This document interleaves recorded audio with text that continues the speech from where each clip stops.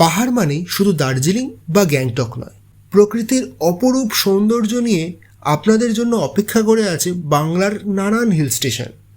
সেরকমই কয়েকটি hill station সম্পর্কে আমরা বিস্তারিত বলবো এই ভিডিওতে।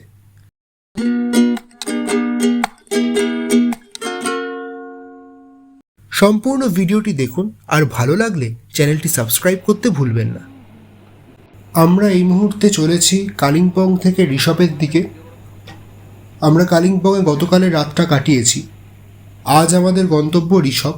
সেখান থেকে ঋষভ এবং লাভাটা আমরা ঘুরে দেখব, তারপরে আমরা চলে যাব ডুয়ার্সের দিকে।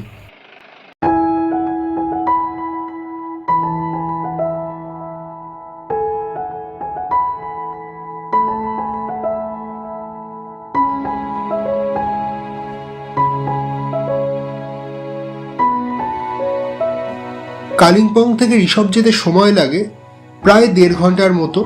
এবার রাস্তা অনেক সময় জ্যাম হয়ে যায়, তো সেক্ষেত্রে 2 ঘন্টার কাছাকাছি সময় লাগতে পারে।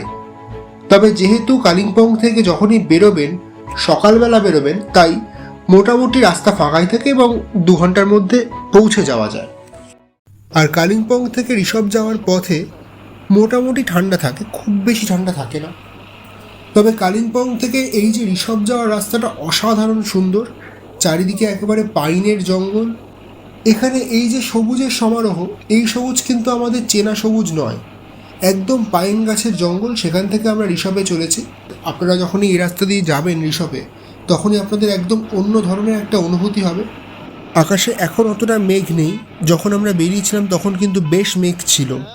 আর এখানকার রাস্তাটা এরকমই, বেশ অনেকটাই পাথুরে। আর যেরকম আগেও বলেছি বারবার, পাইন গাছের জঙ্গল।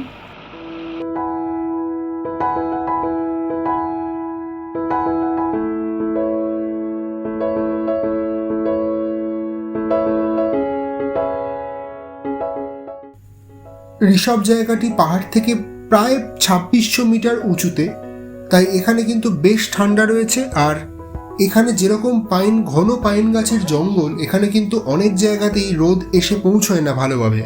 এই প্রসঙ্গে বলে রাখি, পাইন গাছের জঙ্গল পেরিয়ে ঋষভের যে প্রধান ভিউ পয়েন্টে, সেইখানের প্রধান আকর্ষণ কিন্তু একদমই কাঞ্চনজঙ্ঘা এবং তার আশেপাশের যে পর্বত শৃঙ্গগুলো রয়েছে সেগুলো। তবে একদমই আবহাওয়ার উপর নির্ভর করে যে কাঞ্চনজঙ্ঘা দেখা যাবে কি যাবে না। তবে যদি কাঞ্চনজঙ্ঘা নাও দেখা যায়, তাহলেও কিন্তু ঋষভের সৌন্দর্য একটুও মাটি হবে না, বরং বর্ষাকালেও ঋষভ অসাধারণ সুন্দর। আবহাওয়া কিন্তু একদমই পরিষ্কার নেই, তাই আমরা কাঞ্চনজঙ্ঘা দেখতে পাইনি, কিন্তু যা প্রাকৃতিক সৌন্দর্য উপভোগ করতে পারছি সেটা অনেকটা। আচ্ছা, আমরা এই মুহূর্তে রয়েছি ঋষভে। ঋষভ হয়ে আমরা লাভা যাব। লাভায় বেশ কিছু ঘোরার জায়গা আছে, আমরা যাব। তারপর আমরা চালসার দিকে এগোবো। তো ঋষভ অসাধারণ জায়গা, খুব সুন্দর জায়গা। এখান থেকে আজকে আবহাওয়া খুব একটা ভালো নেই, তা না হলে এখান থেকে সিকিমের বিভিন্ন রকম, সিকিমের গ্যাংটক থেকে শুরু করে সবটাই দেখা যায়। ঋষভে এসে থাকবেন কোথায়?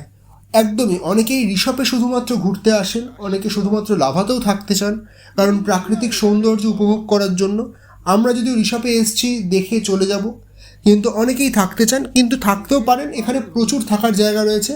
এরকমই কয়েকটি থাকার জায়গার নাম এবং ফোন নাম্বার আমি ডেসক্রিপশন বক্সে দিয়ে দেবো।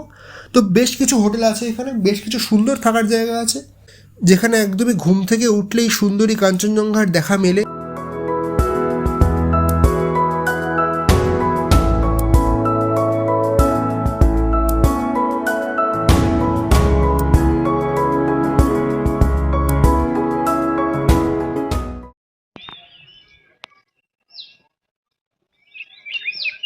আমরা এই মুহূর্তে রয়েছি ঋষভে। ভালো হয়েছে, অসাধারণ জায়গা, একদম পুরো পাইন গাছের জঙ্গলের মধ্যে দারুণ জায়গা। একটা সময় আমরা কাটাচ্ছি এখানে, বেশ ঠান্ডা আছে এই জায়গাটা। তবে হ্যাঁ, আমি একদম টি শার্ট পরে ঠান্ডার সঙ্গে হ্যাবিচুয়েটেড হয়ে গেছি। আমরা অনেকেই আছি যারা খুব হালকা ড্রেস পরে রয়েছে, বাট কিন্তু বেশ ঠান্ডা।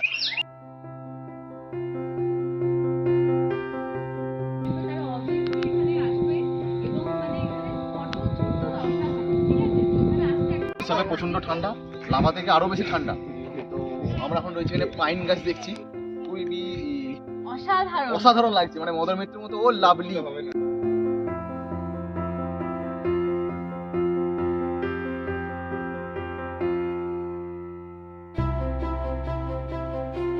সবাই এনজয় করছি। লাভাতে যাব, লাভাতে গিয়ে আরও এনজয় করব।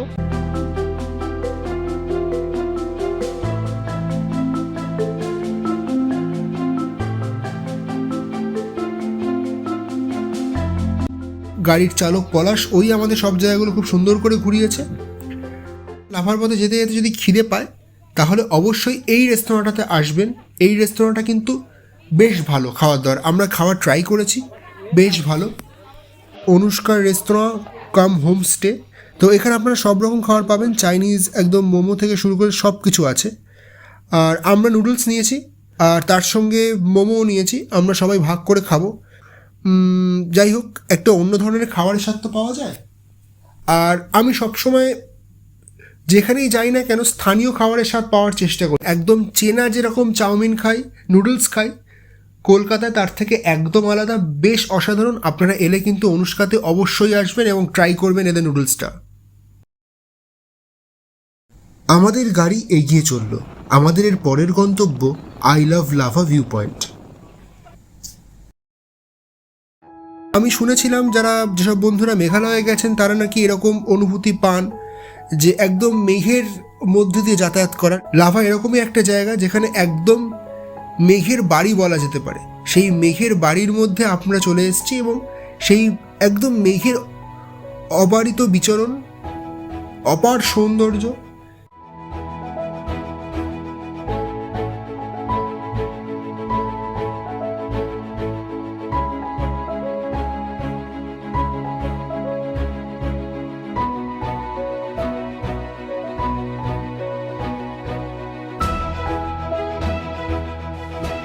এই মুহূর্তে আমরা লাভায় রয়েছি। আই লাভ লাভার যে লেখাটা, সেই লেখাটা একদম পিছনে এইখান থেকে রয়েছে। আর এইখানে লাভার যে বিশেষত্ব, একদম মেঘের যে চলাচল সেটা লাভায় বোঝা যায়। পিছন দিয়ে সুন্দর করে মেঘ যাতায়াত করছে। আপনারা যদি আপনাদের প্রিয়জনকে নিয়ে আসেন তো এইখানে মেঘের কোলে কিছুটা সময় অবশ্যই কাটাবেন। মানে এই অনুভূতি ভাষায় বর্ণনা করা যায় না। আমরা বেশি সময় নষ্ট না করে বেরিয়ে পড়লাম, কারণ অনেকটা দূর যেতে হবে। আমাদের এর পরের গন্তব্য লাভা মোনাস্ট্রি। লাভা মোনাস্ট্রি বেশ পুরনো, তো আমরা যাচ্ছি। আর এই হচ্ছে লাভা ম্যাল। দার্জিলিং ম্যালের নাম শুনেছি আমরা, সিমলা ম্যালের কথাও শুনেছি। তো এই হচ্ছে লাভা ম্যাল, যদিও বিশাল বড় নয় দার্জিলিং ম্যালের মতো, কিন্তু বেশ ভালো শহর লাভা। এখানে লাভাতেও অনেকে থাকতে পারেন, অনেকে থাকেনও লাভাতে। লাভা রিসর্ট পাশাপাশি হওয়ায় লাভাতে প্রচুর মানুষ থাকেন তার সৌন্দর্য উপভোগ করার জন্য। তো এই লাভাতে কিন্তু বেশ ভালো শহর। এখানে শাক সবজি থেকে শুরু করে বাজার হাট সব কিছুই রয়েছে, দোকানপাট, এখানে এটিএমও রয়েছে। তো লাভা ম্যাল পেরিয়ে আমরা চললাম আমাদের গন্তব্য লাভা মোনাস্ট্রির উদ্দেশ্যে।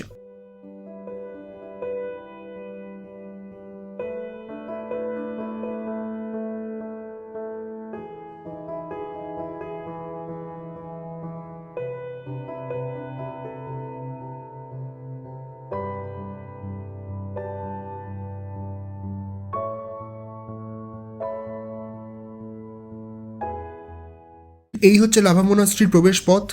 এই লাভা মোনাস্ট্রি ভোর 5:30 থেকে বিকেল 5:30 পর্যন্ত খোলা থাকে। আমরা দেখাবো আপনাদের লাভা মোনাস্ট্রিটা। এটা সত্যি উত্তরবঙ্গের অন্যতম বড় মোনাস্ট্রি। বিভিন্ন মোনাস্ট্রি রয়েছে এবং বেশ পুরনোও বটে।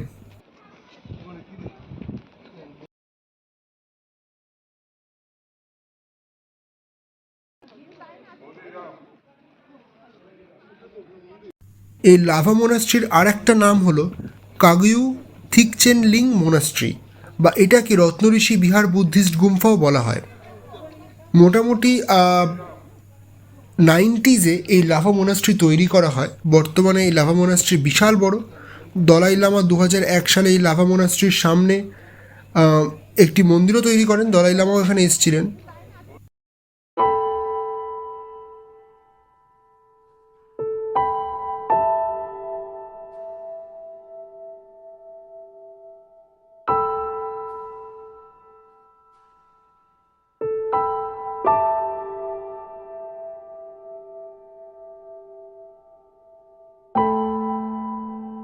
রৌদ্র ঝলমলে একটা সকালে আমরা এখন রয়েছি লাভা মোনাস্ট্রির সামনে। পিছনেই লাভা মোনাস্ট্রি।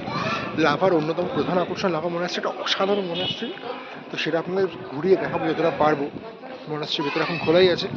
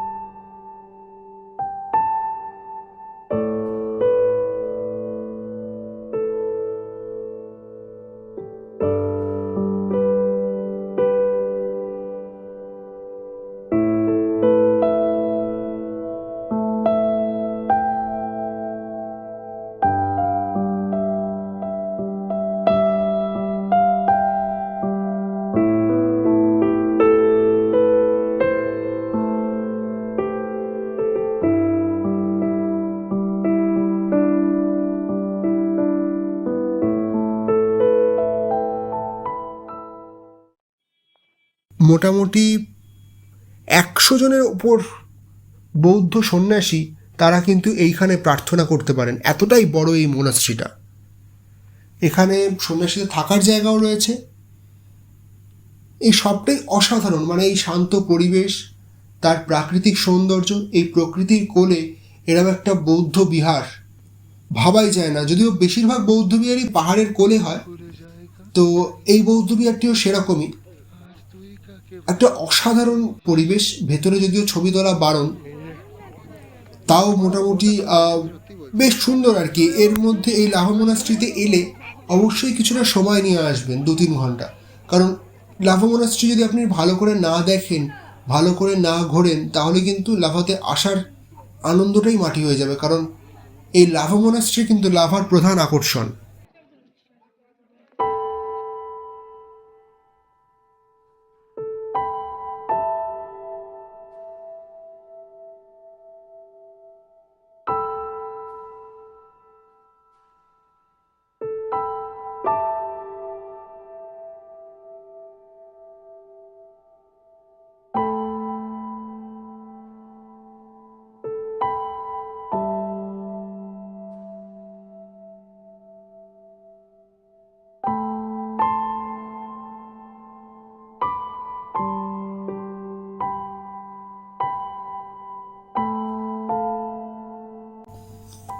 একদমই তিব্বতী স্থাপত্য রীতি মেনে তৈরি হয়েছে এই লাভা মোনাস্ট্রি। বৌদ্ধদের একটি ভীষণ পবিত্র একটি স্থান। এই লাভা মোনাস্ট্রিতে প্রচুর প্রার্থনা কক্ষ রয়েছে। আমরা আস্তে আস্তে সবকটি প্রার্থনা কক্ষই ঘুরে দেখব। আপনারা সঙ্গে থাকুন এবং পুরো ভিডিওটা দেখুন, আপনাদের ভালো লাগবে লাভা মোনাস্ট্রি।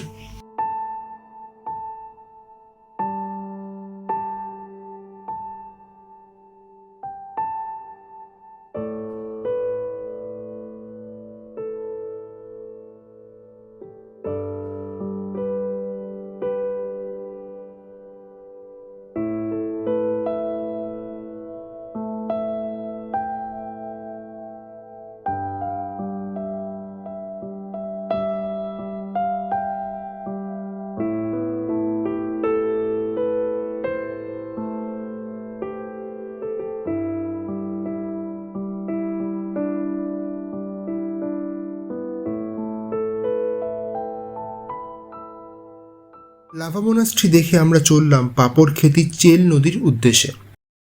পাপড়খেতির চেল নদী পাহাড়ের নিচের দিকে অবস্থিত। তো আমরা আস্তে আস্তে পাহাড়ের নিচের দিকে চলেছি।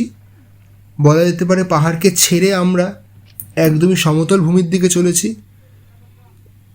পাপড়খেতি চেল নদী দেখে আমরা আজকে ডুয়ার্সে রাত্রিবাস করব, তারপরে আমাদের গন্তব্য হবে ডুয়ার্স। আমরা এখন পাপড়খেতির দিকে যাচ্ছি। একদম রাস্তা খাড়াই নেমে গেছে, খুব দ্রুত আমরা নিচে নামছি, যখন উপরে ছিলাম।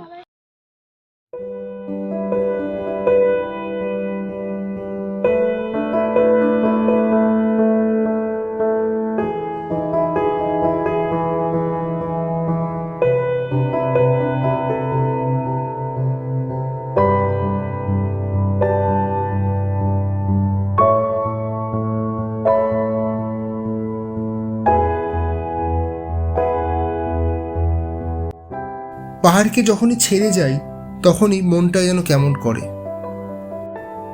পাহাড়ের প্রতি অমোঘ আকর্ষণ যেন কিছুতেই কমতে চায় না। তাই যখনই পাহাড় ছেড়ে নিচের দিকে নামি তখনই মন কেমন করে। তবুও সময়ের সঙ্গে চলতেই হবে।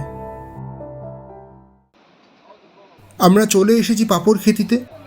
এখানে বেশ সুন্দর প্রাকৃতিক দৃশ্য আছে। চেল নদীর একটি পাহাড়ি খরস্রোতা নদী। এই নদীকে কেন্দ্র করেই গড়ে উঠেছে এখানকার পর্যটন কেন্দ্র।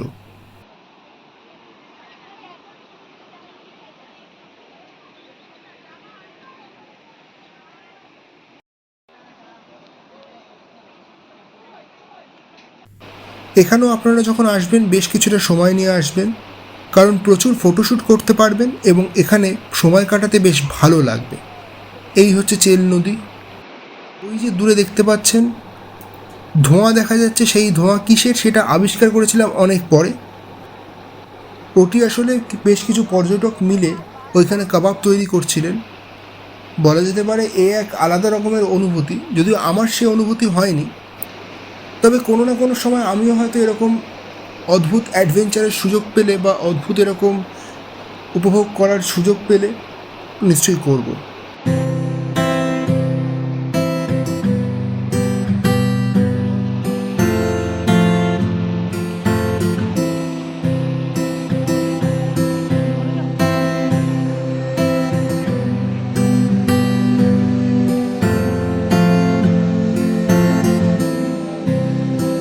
আসলে পাহাড়ে আসা বলতে গেলে বন্ধুদের সঙ্গে আসার এক আলাদা অনুভূতি, পরিবারের সঙ্গে এলে এক আলাদা ধরনের ভ্রমণ, সবটাই পাহাড়কে ঘিরে চলতে থাকে। এই হচ্ছে পাপড়খেতির চেল নদী, অসাধারণ নদী, একদম বলতে গেলে জল প্রচুর নেই, কিন্তু একদম পাহাড়ি নদী যেরকম হয়, খরস্রোতা নদী। তো এখানে দেখা যাচ্ছে, তো আমাদের বন্ধু সঞ্জু, সে এখন একটা পাথর থেকে আরেকটা পাথরে লাফিয়ে লাফিয়ে যাচ্ছে। জানি না ওর মধ্যে ওর পূর্বপুরুষের কোনো ছায়া আপাতত দেখা যাচ্ছে কিনা।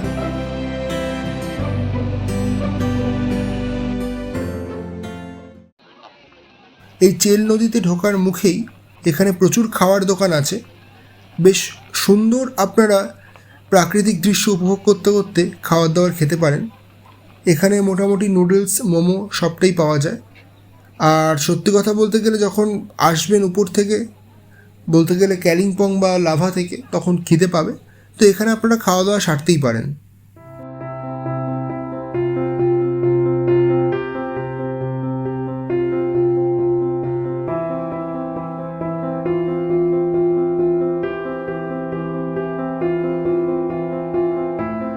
চেল নদীতে বেশ কিছুটা সময় কাটিয়ে আমরা রওনা দিলাম ডুয়ার্সের দিকে। পাহাড়কে আস্তে আস্তে ক্রমশ দূরে ফেলে আমরা চললাম, সেই সঙ্গে বাড়তে থাকলো চা বাগান।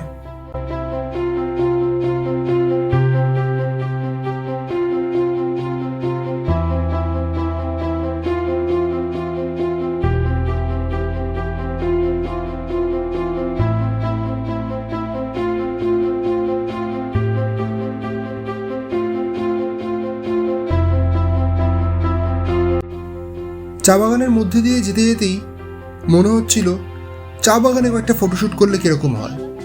কিছু বন্ধুর অনুরোধে গাড়ি দাঁড় করাতে বাধ্য হলাম। অনেকেই চায়ের প্রতি ফ্যাসিনেটেড থাকে, তো আমি ব্যক্তিগতভাবে খুব একটা চা প্রেমী নই, কিন্তু এখানে চা বাগানটা প্রসেসিং হয়। অনেকের ধারণা যে চা বাগান সবচেয়ে বেশি দার্জিলিংয়ে আছে। একদম দার্জিলিংয়ে তো আসি, জলপাইগুড়ি ছাড়া অন্যান্য ডুয়ার্সের বেশ কিছু জেলায় চা পাতা পাওয়া যায়। কালিম্পং বা সিকিমের থেকেও অনেক বেশি চা আমাদের এখানে হয়। সিকিমে চা হয়ই না সেরকম, টেমিটি গার্ডেন ছাড়া। আর কালিম্পংয়ে চা সেরকম নেই, কিন্তু এই যে ডুয়ার্সে জলপাইগুড়িতে প্রচুর চা বাগান। সবুজ গালিচায় বেশ কিছুটা সময় কাটিয়ে আমরা রওনা দিলাম এবং বলতে গেলে পাহাড়কে ফাইনালি বিদায় জানালাম। চললাম ডুয়ার্সের উদ্দেশ্যে।